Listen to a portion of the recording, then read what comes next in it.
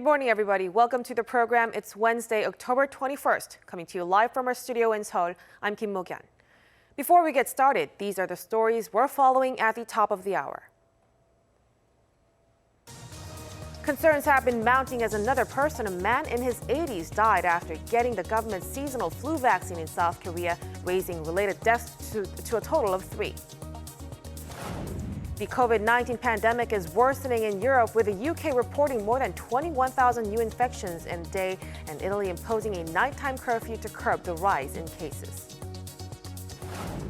The 25th Busan International Film Festival kicks off today. Due to social distancing guidelines, this year's festival will not hold opening and closing ceremonies, red carpet events, or discussion sessions. Our top story today, Prime Minister Chung Se-kyun in a briefing on Wednesday said that he would take the initiative to encourage senior citizens aged 70 or older to get vaccinated against the flu. But public concern over the safety of the seasonal flu vaccines is mounting in South Korea, as a number of people have died after getting the shot. On Tuesday, a man in his 80s was found dead at his home in Daejeon several hours after being vaccinated. He's known to have had no pre-existing health conditions. And on the same day, a woman in her 70s was also found dead in Gochang, Jeollabuk-do province after the same procedure. Public health authorities are investigating possible links between the deaths and the seasonal vaccines. So far, the country has seen 3 deaths with suspected links to the flu shots. And on the COVID-19 situation here in South Korea, health authorities reported 91 new cases on Wednesday, an increase of more than 30 from the previous day. Authorities remain on high alert over cluster infections at long-term care hospitals, nursing homes, and call centers.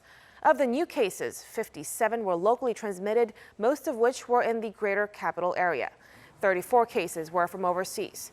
The total number of cases now stands at over 25,400, and 3 more deaths have been reported, with the death toll rising to 450. Life in Europe is again being disrupted by a sharp spike in COVID-19 cases, with the UK reporting more than 21,000 new infections in a single 24-hour period. In Italy, to cope with a fresh surge in cases, parts of the country have imposed a nighttime curfew. Our Min Soo-kyun reports. On Tuesday, Britain recorded a steep jump of 21,331 new COVID-19 cases. The figure is higher than the 18,804 virus infections reported the previous day. 241 more deaths were also reported, the highest daily death toll since early June. This now brings the total number of COVID-19 cases in the UK to over 762,000, while total deaths have reached almost 44,000. The country's medical director said that the trend in deaths is rising sharply, warning of the importance of stopping the virus spreading to those who are at greater risk, referring to the elderly and those with underlying health conditions.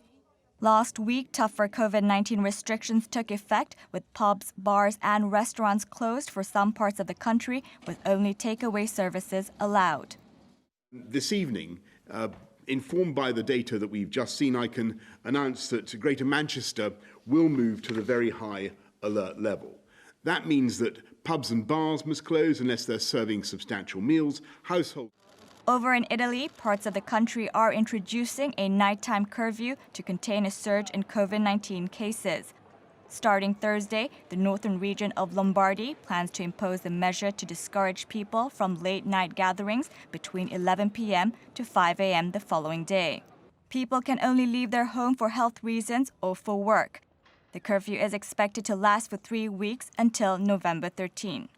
Other areas are also taking similar steps to cope with the second wave of the virus. The southern region of Campania announced that it would follow suit from Friday, while Piedmont, Italy's northwest region, said it would shut down shopping centers during the weekend. So far, Italy has recorded over 434,000 cases, and the death toll is more than 36,000. Min Soo-kyun, Arirang News. The U.S. Department of Justice has formally charged Google with antitrust violation on Tuesday, alleging the company used tactics to preserve a monopoly for its search engine and related advertising business. Our Lee Seung-jae reports. After more than a year of investigation, the U.S. Department of Justice on Tuesday formally filed an antitrust lawsuit against American tech giant Google. It says the company is unlawfully maintaining monopolies in the markets for general search services, search advertising, and general search text advertising in the United States. Google is the gateway to the internet and a search advertising behemoth. Google achieved some success in its early years, and no one begrudges that. But as the antitrust complaint filed today explains, it has maintained its monopoly power through exclusionary practices that are harmful to competition. According to the Justice Department, the company used billions of dollars collected from advertisements in order to pay for mobile phone manufacturers, carriers, and browser to maintain Google as their preset default search engine. It added that such actions gave little opportunity for other companies to make inroads into the market. Google currently controls search distribution channels for roughly 80% of search queries in the U.S. The Justice Department says this results in less choice and innovation for consumers and uncompetitive prices for advertisers.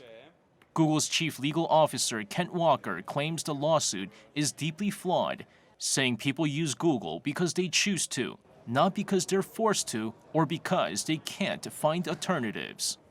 Experts say a loss for Google could mean new openings for rival companies, while a victory could deal a huge blow to Washington's overall scrutiny of big tech companies. Watchers say the case could take years to resolve. Lee Seung-jae, Arirang News. Tensions between the U.S. and China are rising once again. This time it's over Tibet. The autonomous region has long been a source of friction between the two superpowers, but the level of intensity is hitting new highs. Our Lee Kyung-eun reports. China is strongly warning the U.S. to immediately stop interfering in its internal affairs, this time referring to Tibet. The remarks came on Tuesday following a meeting between the head of the Tibetan government in exile and a senior U.S. official. Last week, Lobsang Sangay, the president of the Tibetan Central Administration, met the U.S. newly appointed special coordinator on Tibet. Beijing called Washington's appointment an act that destabilizes Tibet. The so-called Special Coordinator on Tibet Affairs set up by the United States is completely a political manipulation to interfere in China's internal affairs and undermine Tibet's development and stability. Last Wednesday, U.S. Secretary of State Mike Pompeo announced that Robert Destro, Assistant Secretary of State for Democracy, Human Rights and Labor, was to become the 6th Special Coordinator for Tibetan issues. The posts have been vacant since the start of the Trump administration in early 2017. This pushes U.S.-China relations to yet another low amid a wide range of ongoing issues, including trade, Hong Kong, Taiwan, the South China Sea, and the COVID-19 pandemic. But the news was greatly welcomed by exiled Tibetans living in India. I want to commend and congratulate the United States for taking this decision because it comes at such an important event. Pompeo's announcement came a month after reports emerged that China is pushing a growing number of Tibetans into vocational training programs, where some reports say that they are forced to work and brainwashed into changing their ideologies. China continues to flatly reject any element of coercion. International human rights groups have long raised concerns over China's oppressive role in Tibet after it seized control of the region in 1950. Lee Kyung-eun, Arirang News. Eyeing China, the Quad Group consisting of the U.S., Japan, India, and Australia plans to conduct joint military drills off the coast of India in November. This will mark the first drill to include Australia since 2007. Our Kim Hyo-sun tells us more. The Quad or Quadrilateral Security Dialogue will be carrying out a large-scale military exercise next month in a show of force against China. According to Reuters, the Indian Ministry of Defense says naval drills will take place in the Arabian Sea and the Bay of Bengal, which have been at the center of Indo-Chinese strategic competition. It also added that for the first time since 2007, the joint drills originally involving India, Japan, and the U.S. will invite Australia. Australia had previously participated in the joint exercise, but withdrew from it in 2007 following Beijing's opposition. But the Australian Defence Minister explained this time that the drills are about demonstrating the collective resolve of the four countries to support an open and prosperous Indo-Pacific. This comes as Washington calls for the need to formalize the Quad group into a NATO-like joint structure for security in the region. U.S. Deputy Secretary of State Stephen Biegun explained Tuesday during a teleconference that the group should become more regularized and be formalized at some point in future. However, he remained clear that it is premature to talk about the issue of expanding the group now. Kim Hyo-sun, Arirang News. The U.S. defense chief has once again highlighted the need for its allies to spend more on defense. At an event by the Atlantic Council's think tank on Tuesday, Defense Secretary Mark Esper said the partnership with its allies will be effective if allies actively contribute to military deterrence. He added there can be no free riders to common security. Esper noted the progress NATO allies have made in meeting their pledge to spend at least 2% of GDP on defense. Washington has also been demanding a sharp increase in the amount Seoul pays during their defense cost-sharing negotiations. The 25th Busan International Film Festival opens on Wednesday while following the government's social distancing guidelines. The organizers say this year's festival has been scaled down due to the pandemic and is being held both online and offline. This means the opening and closing ceremonies and red carpet events are not taking place, but instead the festival is focused on presenting the films. In accordance with Level 1 social distancing guidelines, only 25% of the total seats are available, and the tickets are only being sold through the official BIFF website or the mobile application. A total of 192 films from 68 countries will be screened, and the opening film is Septet, The Story of Hong Kong, an omnibus by 7 respected Hong Kong filmmakers. The festival runs until October 30th. Ultrafine dust reached bad levels in Seoul on Tuesday for the first time since July.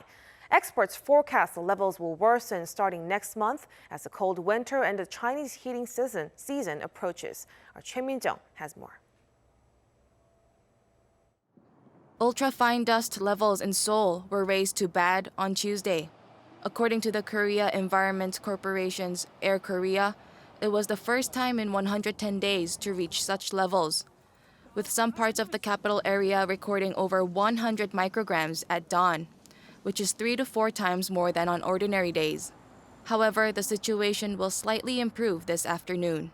An expert from the National Institute of Environmental Research says the surge is mainly caused by fine dust blown in from offshore. In addition, Chinese smog passing through North Korea and eventually blowing into the south is another reason for the surge. I was concerned about going out because of the fine dust. My throat feels sort of dry. Fine dust levels are forecast to reach higher levels starting next month, with cold weather approaching the peninsula and China preparing to increase energy use for heat during the winter months. The amount of fine dust will increase significantly starting from November as the heating season begins in China. As this winter is expected to be colder than last year's, it is predicted that west winds will develop regularly. Moreover, there is also a high possibility of Chinese smog blowing into the country more than it did last year. With the worsening air pollution levels, it is now even more important for people to wear protective masks, not just against COVID-19, but also against fine dust. Choi Min-jung, Arirang News.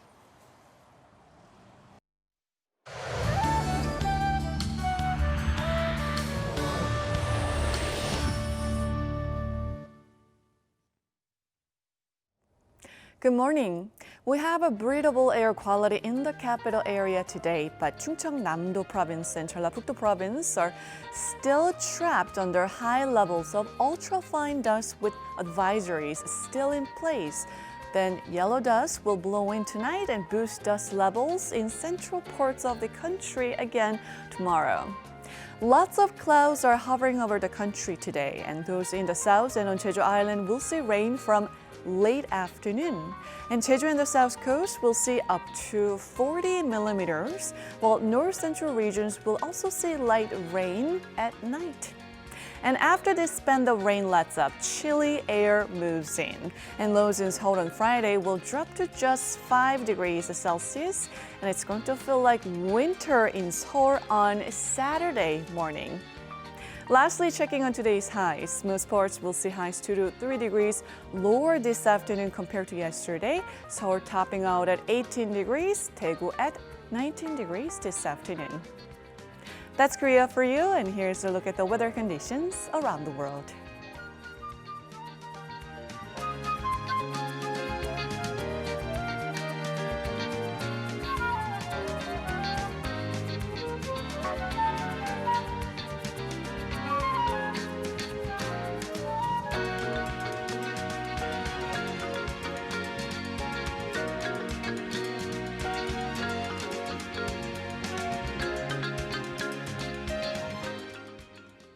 That's a wrap for us at the hour on Arirang News. We'll be back with more of the day's headlines at noon Korea time, so stay tuned. Thank you for watching and goodbye.